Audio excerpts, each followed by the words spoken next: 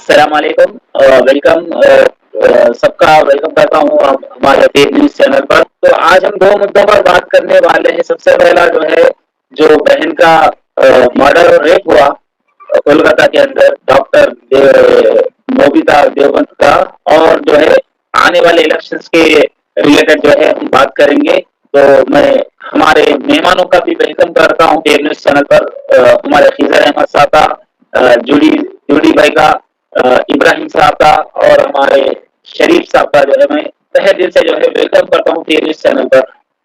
तो सबसे पहला, आज हम जिस मुद्दे पे बात करने वाले हैं वो है जो मर्डर्स और रेप्स हो रहे, खास करके जो हमारे बहनें, हिंदुस्तान की बहनें, जिसको हम आजाद हिंदुस्तान मान रहे, उस आजाद हिंदुस्तान में आज भी हमारी बहनें जो है आजाद नहीं है। वो आजादी से अगर बाहर निकले तो पता नहीं कि वो लोग वापस घर को सेफली आएंगे या नहीं आएंगे। इस तरह के बेशुमार जो है रेप्स जो है, और रेप करके उनके साथ जो बेरहमी से जो बेदर्दी कर रहे, तो इस तरह के बेशुमार वाकये हिंदुस्तान के अंदर जो है आए दिन सुनने में आ रहे। तो इसके रिलेटेड मैं सबसे पहले हमारे खिजर अहमद साहब से जो है पूछना चाहूंगा कि क्या खिजर अहमद साहब, आप कहां तक जो है इस चीज को जो है देख रहे हैं कि जो है रिसेंटली हम देखे कि डॉक्टर जो कि इतना बड़ा पोस्ट उनका डॉक्टरेट का पोस्ट उनके पास है, उन्होंने जो है कई सारे मरीजों का इलाज करने वाले, ऐसे डॉक्टर आज सेफ नहीं है,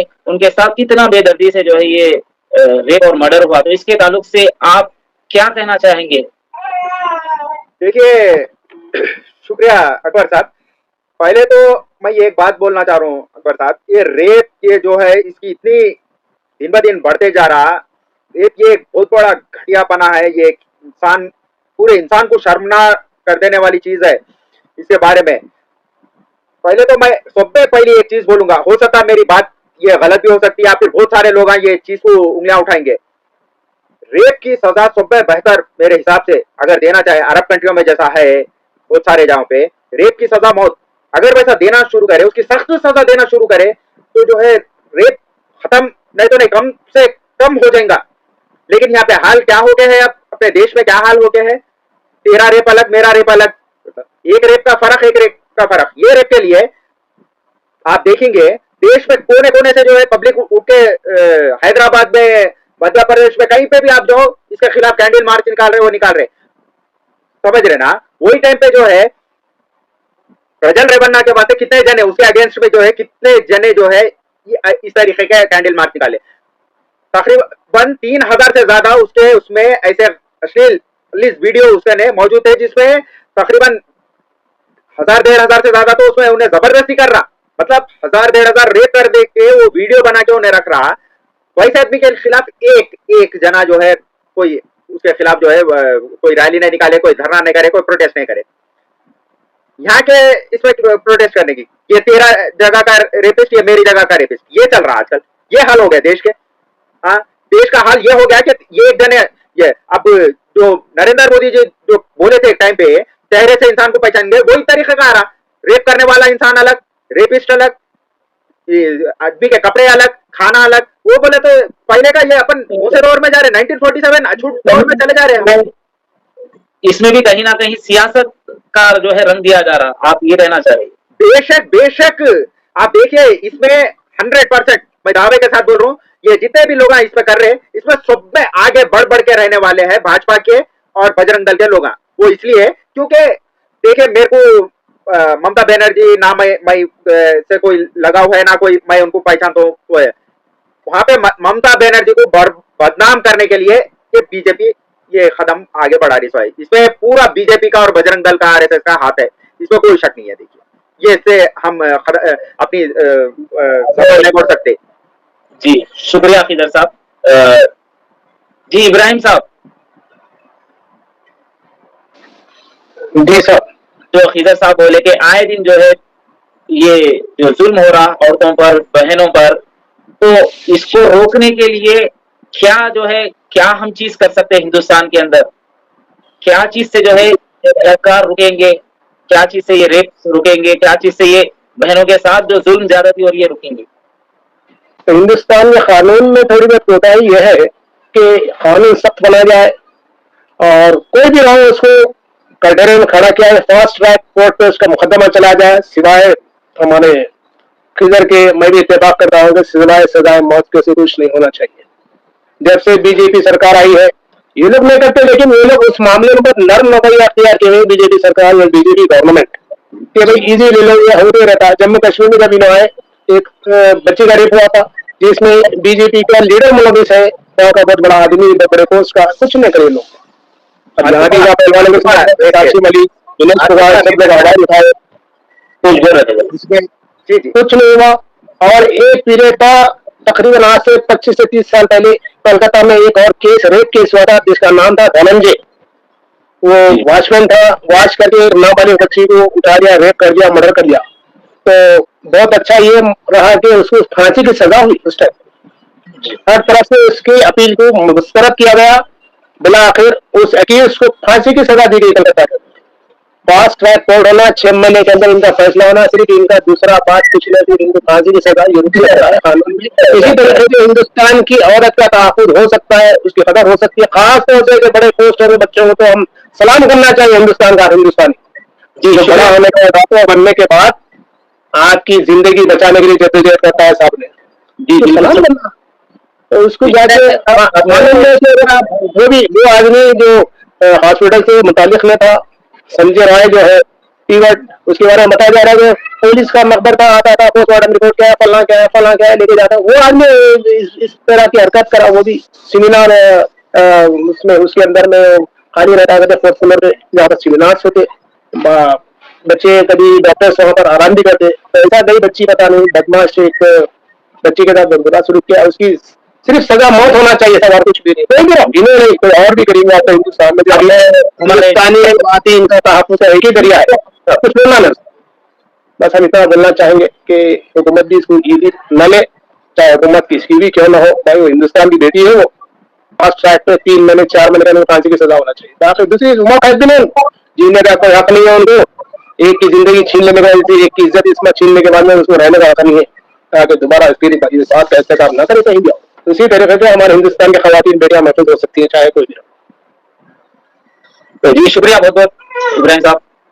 तो मैं अब जूरी साहब से जो है सवाल ये है कि जैसा कि इब्राहिम साहब बताए कि जो है फास्ट ट्रैक पे जो है सजा कोशिश करना है, सजा डिक्लेयर करना है। तो देखिए इस तरह के ऐसे कई सारे रेप्स हुए जहाँ पे हम देख रहे कि जो है आए दिन बढ़ते जा रहे, यहाँ तक कि मासूम नाबालिग बच्चियां 5-5, 6-6 साल के बच्चियों के भी साथ जो है ये जुल्म ज्यादती हुई।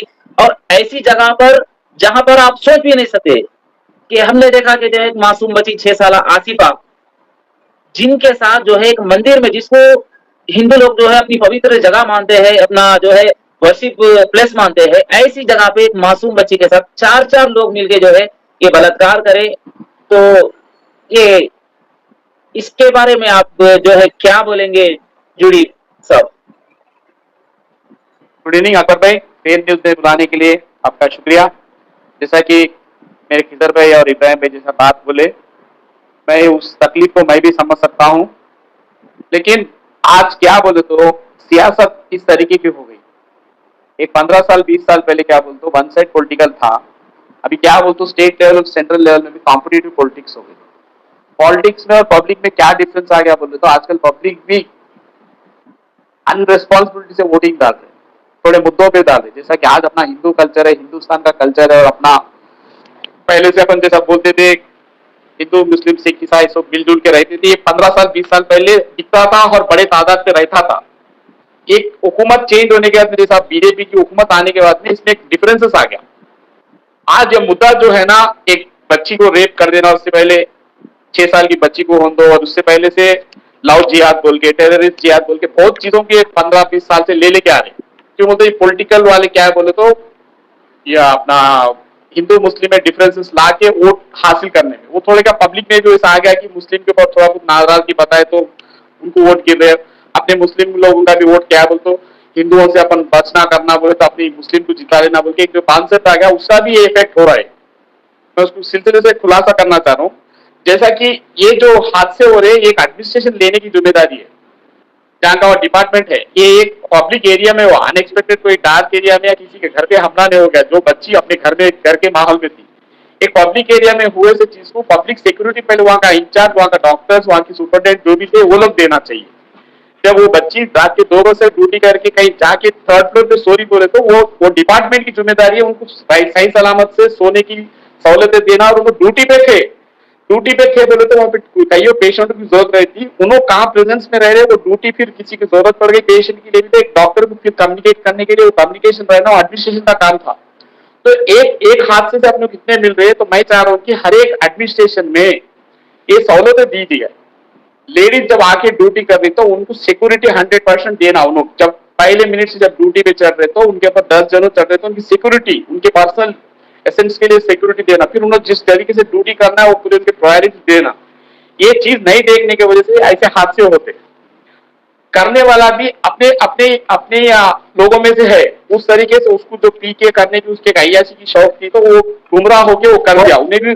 जी जोड़ी भाई, आप कहीं ना कहीं ये कहना चाह रहे कि जो है करने वाला तो जो जो भी होता उन्हें तो करता, क्राइम करता, मगर उसको रोकने के लिए जो जिम्मेदारी होती हाँ, वो मैं थोड़ा इस चीज को मैं आप लोगों को 2 तरीके से समझाना चाहता हूँ। जो करने वाला भी था वो एक जिम्मेदार पुलिस वाला था, वो टेम्पररी पुलिस की ड्यूटी करता था, लेकिन एक लॉन्ग टाइम से वो ड्यूटी में था, उसका क्या बोलता हूँ, वहाँ पे एक एस्टैब्लिशमेंट हो गया था, उन्हें पेशेंटों को उनकी जरूरत पूरी करने या नहीं तो उन्हें 4 पैसे कमाने, उन्हें एक एस्टैब्लिश था वहाँ पे।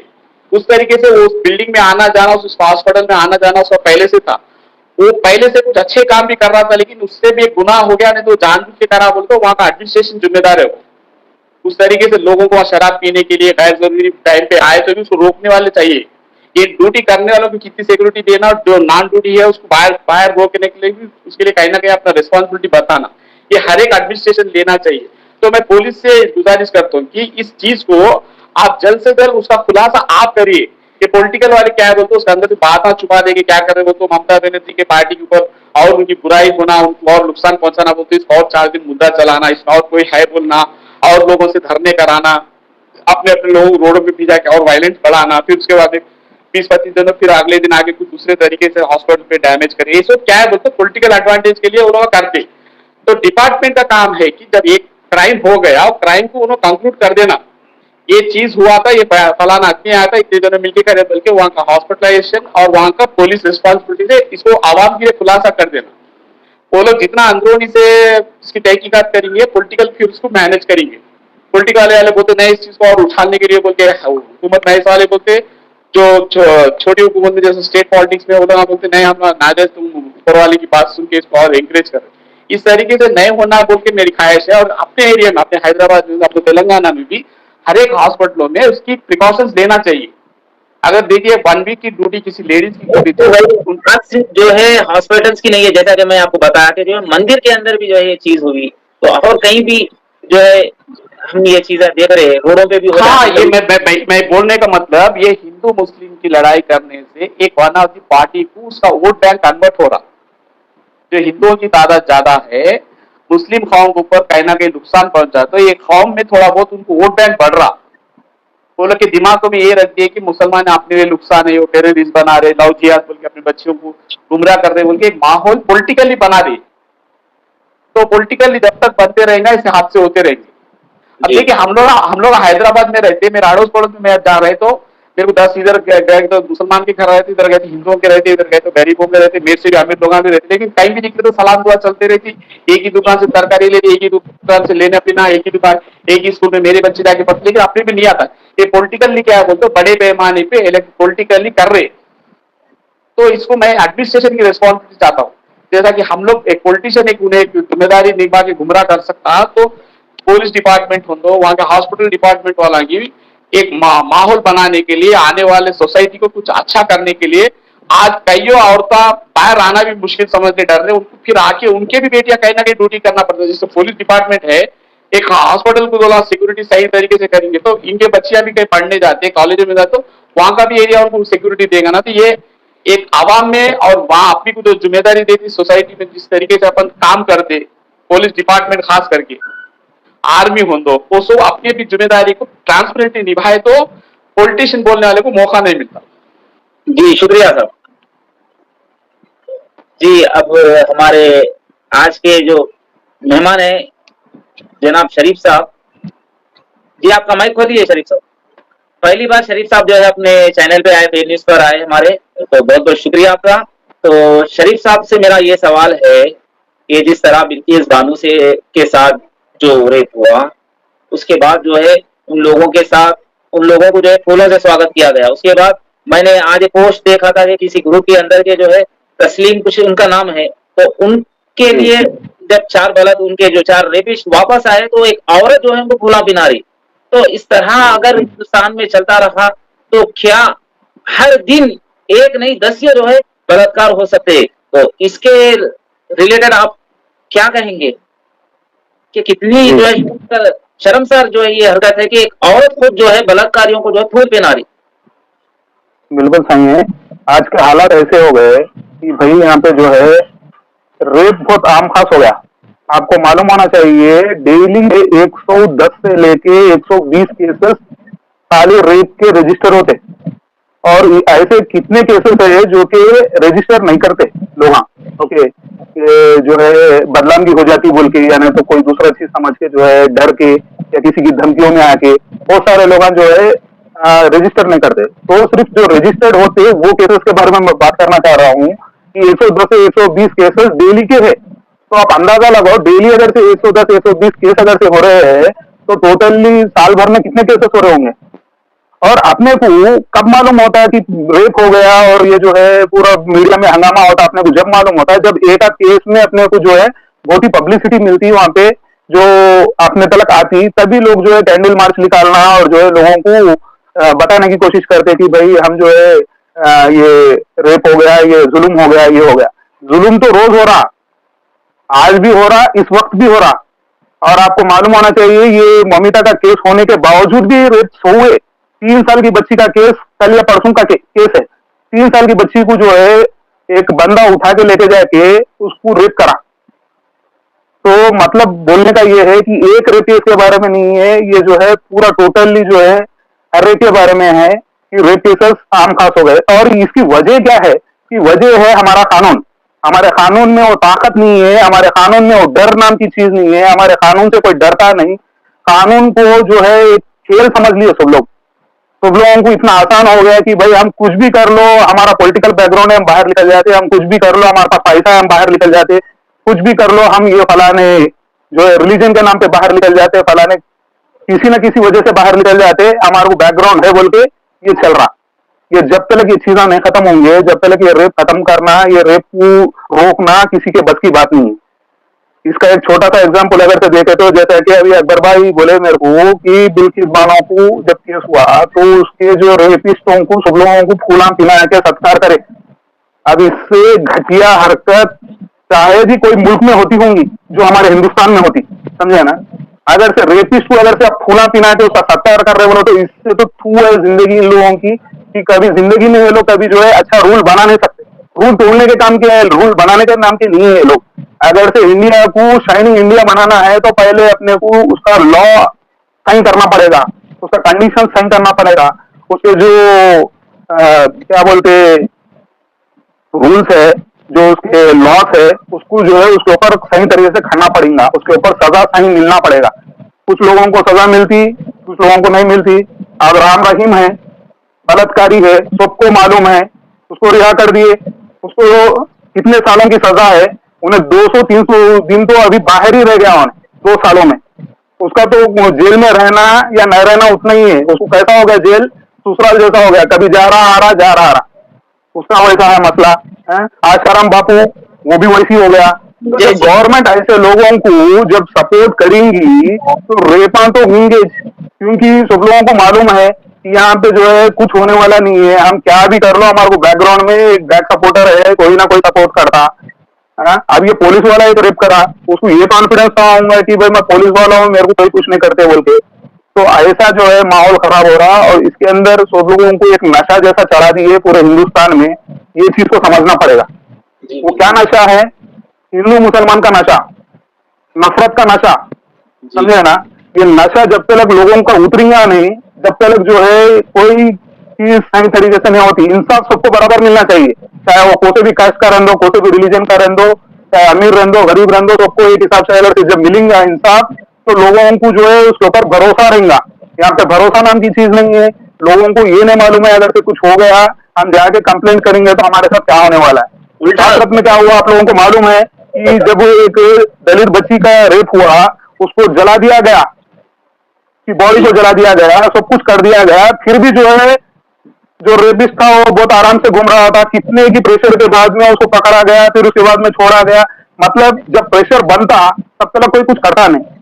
तो 100 के ऊपर रेप हो रहे, ये रजिस्टर्ड है। अनरजिस्टर्ड कितने हैं इसका तो हमको पता भी नहीं है। और यहाँ पे जो है आसिफा का केस हुआ जैसा कि आप बता रहे थे, आज तक इंसाफ नहीं मिला था उन लोगों को।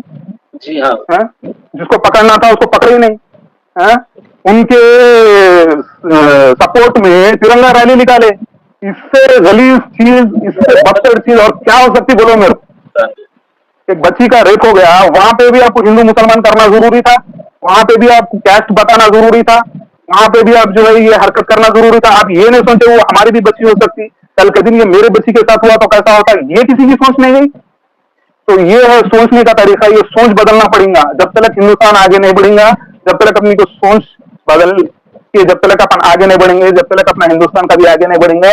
और ये रेप ऐसे होते रहेंगे। आज ये रेप हो गया, कल इसको पकड़ेंगे और यकीनन उसको एक 15 दिन रखेंगे या 2 महीने रखेंगे या 1 साल रखेंगे, फिर छोड़ देंगे, ये कंफर्म है।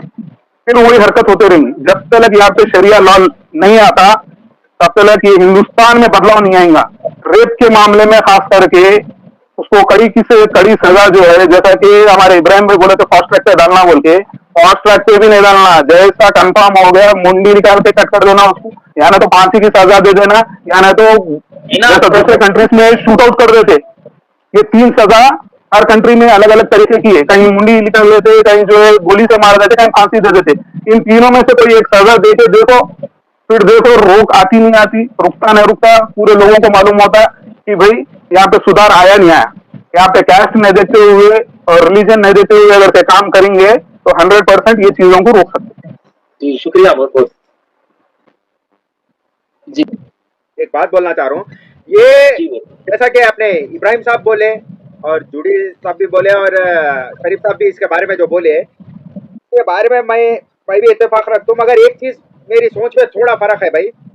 वहाँ के रेप में फर्क है, वहाँ के कानून में फर्क है, वहाँ के उसमें फर्क है। मैं बोल रहा हूँ तो आपको ऐसा दिख रहा होगा ये क्या बात कर रहे हो। बल्कि अगर आप देखेंगे आसिफा रेप केस जो हुआ वो, और इसके अलावा उत्तर प्रदेश में जहाँ पे उन्नाव में वो ये हुआ, वैसे कई केसेस है। वही केस आप तेलंगाना का देखिए, जिस दिन रेप हुआ उसके बहुत बोले तो एक 10 दिन के बाद जो एरिया पे जहाँ पे रेप हुआ वो जगह पे उन लोगों को ले लेके गए। अब वो जानबूझ के करे वो क्या है वो अपने को नहीं मालूम, इनकाउंटर कर दिया उनका। अब वो उनका भागने की कोशिश कर रहे थे, वो रियल है या नहीं है नहीं मालूम अपने को। उनका भागने की कोशिश कर रहे थे या नहीं कर रहे थे, या जानबूझ के ले लेके जाके उधर मारे या नहीं मारे वो नहीं मालूम। लेकिन सब जने तो ये बोल रहे हैं जानबूझ के उन लोगों को ले लेके जाके वहां पे मारे, उनकी सजा दी है। क्योंकि अभी शरीफ साहब बोले कुछ दिन सजा होती फिर छूट भी सकते, जा भी सकते। जैसा राम रहीम, जैसा ससुराल, ऐसे कई रेपिस्ट है जिनके लिए पुलिस स्टेशन ससुराल बोले जैसा वो लोग आते जाते रहते, अंदर जेल में कुछ दिन रहते फिर बाहर आते रहते वैसा। तो वो हिसाब से क्या है बोले तो उनके लिए सब में बेस्ट सजा वही थी, ऑन द स्पॉट उन लोगों का इनकाउंटर कर दिए। मेरे हिसाब से तो ये सब पे सही सजा है। तो शुक्रिया आप सबका, ये बहुत अच्छे से जो है बताया कि हम कैसा जो है किस तरह इन बलात्कार को, इन रेपों को रोक सकते हैं, इस क्राइम को रोक सकते हैं। तो अब हम दूसरे मुद्दे की तरफ बढ़ते हैं। तो जुड़ी भाई से मैं जो है सवाल करूंगा। जुड़ी भाई, हाँ भाई, बताया ये जा रहा था हिंदुस्तान के अंदर जो है ये जो है 1 नेशन 1 इलेक्शन बोल के, मगर जो 4 इलेक्शन होने वाले हैं उन 4 इलेक्शन को जो है वो में कन्वर्ट करने की जो है कोशिश की जा रही है। तो इसके ऊपर आप क्या कहेंगे? तो ये किस तरह का जो है? जी जुड़ी भाई। जी भाई, जैसा कि अपने सेंट्रल इलेक्शंस हुए उसके बाद में बीजेपी जो अपने आप को 400 पार बोल रही थी 240 ला सकी, और उसी तरह का से महाराष्ट्र में उन्होंने जो चाह रहे थे उनके खिलाफ आवाम एक ईमानदारी से और अच्छे तरीके से उनके खिलाफ वोटिंग करी। और हिमाचल में भी होना चाहिए था, जैसा ये 4 स्टेट्स है लास्ट टाइम पूरे महाराष्ट्र, हिमाचल और जो और एक है ना, वो स्टेट मिलके इलेक्शन हुए थे। कश्मीर में तो लास्ट 10 साल से इलेक्शन नहीं था, इस बार कश्मीर में लगा है। तो मोदी की एक अभी भी एक उम्मीद जगी हुई है कि हम अभी पूरे वन नेशन वन इलेक्शन को गुमराह नहीं कर सकते, बिल्कुल उनको रियलाइज हो गया। उनको एक गुरूर था, मोदी जो भी बोलेगा आवाम गुमराह कर सकते हैं बल्कि, लेकिन ये सेंट्रल इलेक्शन में उनको बता दिया गया है कि काम पब्लिक का करेंगे तो वोट गिरेगा, नहीं तो नहीं गिरेगा। तो ये आने वाले जो 4 स्टेटों में नवंबर एंड या दिसंबर तक इलेक्शन कंक्लूड करना इलेक्शन कमिश्नर का काम था। आज इलेक्शन कमिश्नर भी मोदी की गुण गा रहे, मोदी जी जो चारे हो रहे थे। जैसा कि सेंट्रल इलेक्शन में भी टोटल 7 फेसों में इलेक्शन लगाया गया, वो भी उनके फायदे के लिए मोदी और अमित शाह मिलकर कैंपेनिंग टाइमिंग उनको बचने के लिए 7 फेसों में लगा के बहुत लंबा इलेक्शन करे। अब जब हुकूमत में उन्होंने है तो इलेक्शन कमिश्नर एक इंडिपेंडेंट बॉडी है, वो इलेक्शन के पब्लिक के हित में करना चाहिए, लेकिन वो मोदी के हित में करते हुए आ रहे हैं। और ये 4 इलेक्शन भी मोदी के हित के लिए 2 स्टेट को डिक्लेयर किया गया है। कश्मीर के मुद्दे को कश्मीर एक सेंसिटिव एरिया है बोल के बताया गया, उसको दो फेज में लगा रहे। और उसके बाद में और एक जहाँ पे हो रहा, वहां पे एक फेज में वो 4 तारीख को हो रहा, 5 तारीख को या 6 तारीख को काउंटिंग कंप्लीट हो रही। और महाराष्ट्र का डेट नहीं देने का वजह है कि उन्होंने आवाम में टोटल 4 स्टेट भी बीजेपी हारी बोल के बताना नहीं चाह रहे, उससे 2 स्टेट पोस्टपोन कर। शुक्रिया सर। जी खिजर अहमद साहब, ये सवाल मैं खास करके आपसे करना चाह रहा हूँ क्योंकि आपको मैं जानता हूँ कि आप जो है पॉलिटिक्स से थोड़ा जो है आप जुड़े हुए रहते हैं। तो हमेशा हम जब भी देखते हैं कि इलेक्शंस का जब टाइम आता है तो ईवीएम मशीन्स को जो है पकड़ा जाता है। तो इस तरह की लापरवाही होती है या जानबूझ के जो है ये वांटेडली जो है इस तरह जो है किया जाता है कि ईवीएम मशीन्स को जो है जब्त कर क्या कहीं ना कहीं बीजेपी जहां पर भी जीत रही ईवीएम मशीन्स का सहारे से ये होता है क्या? जी देखिए, ईवीएम तो कभी सक्सेस नहीं रहा अपने इंडिया में, लेकिन देखिए अब सच्चाई से अपन मुंह नहीं मोड़ सकते। चाहे अपनी कोई जैसा कि आप कांग्रेस है या फिर टीडीपी है या एमआईएमआई, जो भी पार्टी है, अगर कोई पसंद है, हर कोई जो है ईवीएम से फायदा उठाए, लेकिन हद से ज्यादा पार जो है बीजेपी के उतना अभी तक कोई भी इतना इलेक्शन में इतने धांधलियां नहीं हुए अभी तक। ये सुन के मेरे को एक बात याद आई थी। राजकुमार फिल्म इंडस्ट्री बॉलीवुड के जो एक्टर थे, उनका एक डायलॉग था, ये हम आंखों से सुरमा नहीं चुराते, हम आंखें ही चुरा लेते हैं। वैसा ये लोग ईवीएम में उशारी, भाजपा जो है ईवीएम में उशारी, वो ऐसे छोटे मोटे काम आने कर रहे, ईवीएम के चेयरमैन को ही खरीद लिया उन्होंने। खुला बोल रहा हूँ भाई, क्योंकि जनता बोल रही, मैं बोल रहा हूँ अगर वैसा नहीं है तो फिर जो है पूरे 170 सीटों का प्रूफ दो जिसमें जो है स्कैम हुआ, बल्कि खुला दिख रहा। ऐसा भाजपा जो है कोई आंखों से सुरमा नहीं चुरा है, वो लोग आंखें चुरा लिए, और इसमें कोई शक नहीं कि इलेक्शन कमीशन बिक गया। और उसके अलावा और बहुत सारे ऐसे जो गवर्नमेंट वो है सेक्टर, जैसा कि ईडी सीबीआई, वैसे सब बिके हुए है, उसमें कोई वो नहीं बोल सकते। और हैरानी की बात, सबसे ज्यादा हैरानी की बात, मेरा नाम खिजर अहमद है, मैं बोल रहा हूँ, मैक्सिमम मुस्लिम बोर्ड जितने भी, चाहे वो मुस्लिम पर्सनल लॉ बोर्ड हो, मुस्लिम बोर्ड रहो, मुस्लिम वेलफेयर बोर्ड रहो, ये भी बिक गए, ये भी बिके हुए है, समझ रहे ना। नहीं तो जैसा कि मुस्लिम पर्सनल लॉ बोर्ड के लिए कितना पावर रहता, इंटरनेशनल पावर रहता, कितना पावर रहता, उन लोगों को क्या फंडिंग आती, क्या ऐसे जो हालात हो रहे, यूसीसी ये चीजें हो रहे, एक आवाज उठाना काफी है उन लोगों का। वो लोग किस लिए खामोश है? वो भी बिक गए सो है वो लोग, या फिर कोई दूसरी वजह तो नहीं होती। ज्यादातर देखिए, अब आप वैसे मैं ये ट्रैक से हट रहा हूँ, बाद में इसके बारे में किसी दिन अगली बार बात करेंगे। फिलहाल इलेक्शन के बारे में देखिए, ईवीएम तो गलत है, वो मैं भी मानता हूँ और सारा देश मानता है, और जो वोट डाल रहा उसमें भी ज्यादातर जने जो ये बात बोलते हैं 400 पार बोल के बीजेपी बोलते हैं, उन लोगों को भी ये मालूम है कि अंदर धांधली होके है, हम कैसा भी जीतते बोल के। तेलंगाना के एक बीजेपी का एमएलए तो साफ बोल दिया, आप इसको भी डालो, एमआईएम को डालो, कांग्रेस को डालो, जीतने वाले हम ही थे, हम पहले ही फिक्स करके रख दिए बोल दिया। तो इसके ऐसे बहुत सारे हो गए हैं, तो फिक्सिंग वो से हम नहीं मुंह मोड़ सकते। रही बात 4 से जो है 2 इलेक्शन आने की वजह क्या है, उसकी वजह है कि उनको मालूम है अब अब उन लोगों को जीतना है महाराष्ट्र, छत्तीसगढ़, और अब उन लोगों का इतना टाइम नहीं है कि यहाँ पे कोई धांधली कर सके। और उनको ये भी मालूम है कश्मीर वो लोग जीतने वाले नहीं है, जम्मू एंड कश्मीर नहीं जीत सकते, हरियाणा नहीं जीत सकते, तो पहले हरियाणा और कश्मीर के इलेक्शन रख दिए। उतनी देर में वो लोग महाराष्ट्र और छत्तीसगढ़ में जो है धांधलियां कर लेते। देखिए आप सुनने में आएगा, देखो कैसा भी वहाँ पे कुछ ना कुछ खरीद फरोख्त हुआ या कई चीजें हुए या ईडी जाना शुरू कर दिए, वैसे कई किस्से सुनने में आते। जी शुक्रिया सर। जी इब्राहिम साहब। ये तो इलेक्शन नहीं हो रहा साहब, पब्लिक वोट नहीं डाल रही है, बल्कि ईवीएम से सेटिंग है पूरी, इसमें तो किसी किस्म का कोई डाउट नहीं है। तो मैं एक छोटा मोटा शायर भी हूँ जिसकी कोई बिसात नहीं है, ईवीएम पे कुछ बोला हो, शायद कुछ अशआर याद है।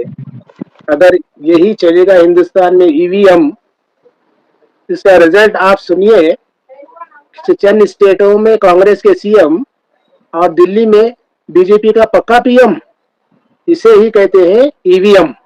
वाह वाह वाह, बस यही खेल चलेगा, यही चलेगा। 4 जगह इसलिए नहीं करा रहे, 2 जगह तो कंफर्म है इनको, चाहे उत्तराखंड है, झारखंड है और फिर महाराष्ट्र, ऑलरेडी इनकी हुकूमतें हैं, इनकी ताइद की हुकूमतें हैं, वो भी ईवीएम से जीतना है। अगर उन्हें ब्लैंक आज भी ईवीएम हटा के करेंगे तो इनको 100 सीट नहीं आते, जितने सीटें कांग्रेस को दिए हैं नहीं आते। और जम्मू कश्मीर में आने के कोई चांसेस नहीं है, और अपने हरियाणा में भी नहीं है, उसके बावजूद वहां पर आते क्यों कि बहुत ही फुर्सत के लम्हे में थोड़ा काम रहा तो अच्छे अंदाज में कर सकते। मैं आप इलेक्शन करा रहे, आज 15-20 दिन के बाद में रिजल्ट आ रहा, तो ऐसा कभी हिंदुस्तान की तारीख में ऐसा इलेक्शन नहीं हुआ।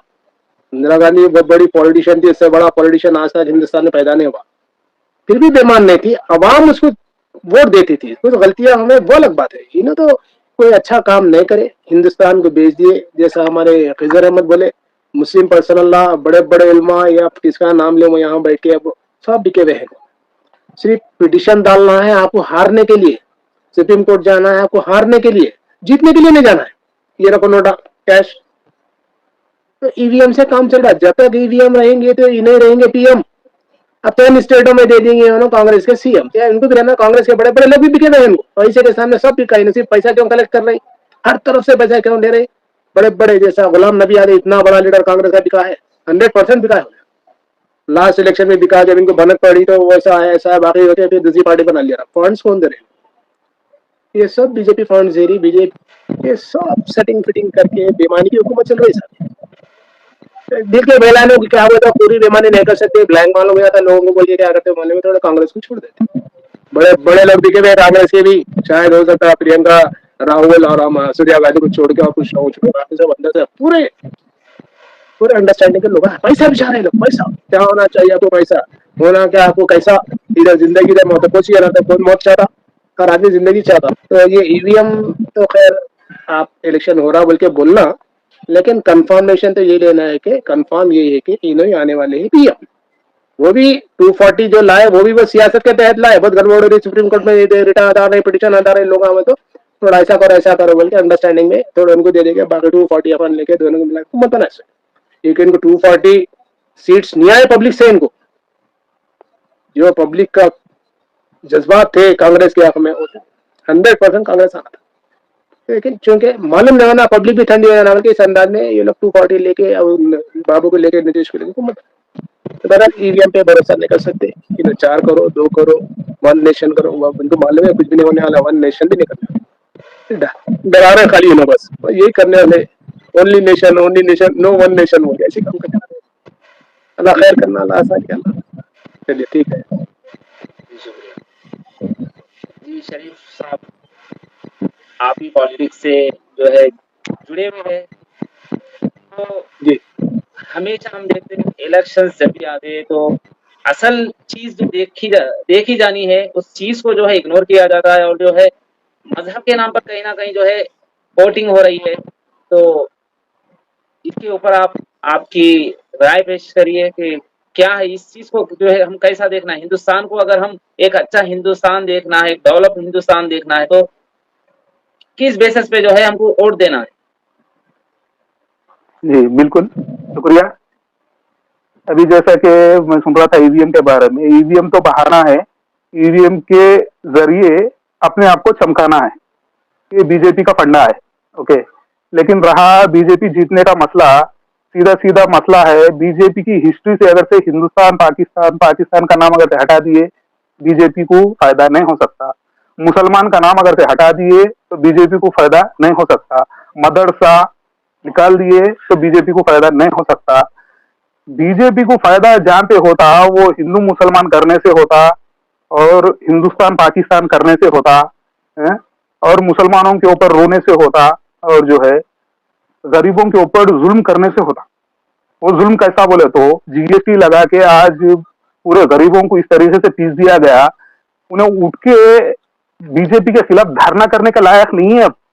पहले आप पुराने हालात देखेंगे, 10 साल पहले के हालात देखेंगे, अगर से कुछ सेंटर में या स्टेट में कुछ गलत डिसीजन हो जाता, धरने हो जाते थे, हिंदुस्तान बंद हो जाता था, भारत बंद हो जाता था, ऐसे सिचुएशंस आ जाते थे, क्योंकि वहां पे जो लोग थे कमाते थे, खाते थे, स्टेबल थे। अब हालत ऐसी हो गई, उन्हें एक दिन अगर से ड्यूटी नहीं गया तो उसका घर का गुजारा नहीं होता, उसके लिए उन्हें कोई धरना को नहीं जाता। उन्हें वो हालत कर दिए ये लोग, उसको इतना कमजोर कर दिए, इतना बेबस कर दिए कि इन्हें आवाज नहीं उठाना हुकूमत के खिलाफ। तो ये बेबसी जो है ना, ये लोग हल्लू हल्लू जो है आवाम को इस तरीके से गुलाम बनाते जा रहे। लोगों को समझना चाहिए आज जो आवाम है वो एक गुलाम बन के रह गई, एक पार्टी की गुलाम बन गई। हम बोले उठो तो उठो, हम बोले बैठो तो बैठो, हम बोले आप जो है गोश्त के दुकाना बंद करो तो बंद करना, हम बोले आपके दुकान पे नाम लगाओ तो लगाना, हम बोले तो सुनना। मतलब जो भी चीज ये बोलते वो सही रहता। अब इन्हों बोल रहे जो है गौ माता के बारे में बोल रहे, जबकि जो बड़े बड़े फैक्ट्रीज अगर से ले लेंगे आप, जो एक्सपोर्ट हो रहे हैं, वहां पे पूरे कौन है आप देख लो, वहां पे इनकी बात नहीं होती, वहां पे इनकी जबान नहीं खुलती, वहां पे ये लोग नहीं बात करते। लेकिन छोटे मोटे जो भी दुकानदार रहते बेचारों के ऊपर जुल्म कर देते। गौ माता के नाम पे लीचिंग कर दे रहे, लोगों को मार दे रहे, लोगों को खत्म कर दे रहे। ऐसे जो है एक आध किस्से नहीं है, किसी को जो है मुसलमान के नाम पे मार दे रहे, किसी को जो है कुछ बोल के मार दे रहे, किसी को कुछ। यहाँ पे जो है लोगों को डराना, धमकाना, दबाना, ये माहौल बना के रखे। ये सिर्फ जुल्म जो है मुसलमानों के साथ नहीं हो रहा, ये आदिवासी के साथ हो रहा, ये जो है बैकवर्ड क्लास के साथ हो रहा, माइनॉरिटीज के साथ हो रहा, समझे ना। सिर्फ अपर कास्ट के कुछ लोग मिलके ये सियासत चला रहे। और आप देखेंगे बीजेपी की हालत क्या थी और क्या हो गई। 2 लोगों से शुरू हुई सो बीजेपी पार्टी जो सबसे जो है आखिरी हालत से उठ के आई, आज वर्ल्ड की नंबर 1 फाइनेंस में सबसे ज्यादा पैसा रखने वाली पार्टी बन गई। कैसा बनी सब? क्या कोई जादू का इनके पास कोई डंडा तो नहीं था जो घुमाए इनके पास इसको इतना पैसा आ गया? नोटबंदी हुई, इसके खाते में गए सब पैसे, लोगों के पास ही गए, समझे ना। ये जो भी चीजें लेके आ रहे, जीएसटी के नाम पे रहने दो, नोटबंदी के नाम पे रहने दो, राफेल के नाम पे रहने दो, जो भी चीज कर रहे ये लोग सिर्फ अपना खाता बना लेते जा रहे। और ये जो पार्टी है, ये जो है कॉर्पोरेट पार्टी बन चुकी है, समझे ना। ये जो है आवाम के लिए पार्टी नहीं है, ये कॉर्पोरेट पार्टी है। ये जो धनी सेठा रहते, जो लोग रहते, उनको सपोर्ट करने के लिए ये पार्टी बनी हुई है।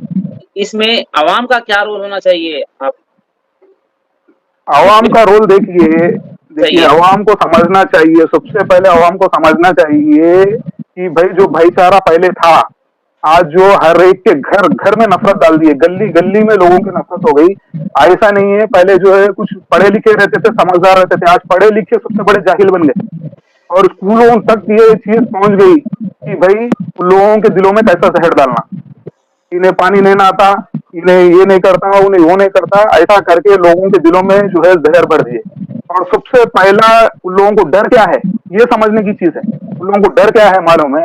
एक मुसलमान कौम जो है हक के खिलाफ खड़ती और मुंह खोल के बात करती, और इनको जब तक नहीं दबाएंगे तो दूसरे चीजें नहीं कर सकते ये लोग। ये लोगों को मालूम है, वो सोचते हुए ये लोग क्या करते हैं बोले तो पहले टारगेट मुसलमान को करें, क्योंकि ये छुआछूत करना, ये SC ST BC backward class minority ये जो भी करते हैं ना, ये लोग इन लोगों को जो तरीके से अब तक काउंटर करे सो मुसलमान ही है। क्योंकि इससे पहले इन लोगों के हालात कैसे थे, फिर उसके बाद में कैसे इन लोगों के हालात सुधरे, अगर से इसको देखा गया तो अपन लोगों को समझने के लिए बहुत कुछ मिलता। तो सबसे पहला टारगेट मुसलमान क्यों बन रहा ये है। और सब लोगों को सोचना भी ये चाहिए काई के लिए लड़ना, सबसे पहली चीज वही है। हमको एजुकेशन मिल रहा नहीं मिल रहा इसके ऊपर बात करनी चाहिए। अपने को मेडिकल सर्विस मिल रहा नहीं मिल रहा ये बात करनी चाहिए।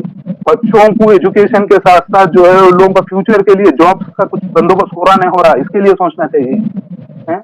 अपने को रहने के लिए घर सही मिल सकता नहीं मिल सकता, अपने जॉब में कितना इंक्रीमेंट हो सकता, कितना हम क्या कर सकते इसके बारे में सोचना चाहिए। इसके बारे में कोई नहीं सोच रहा।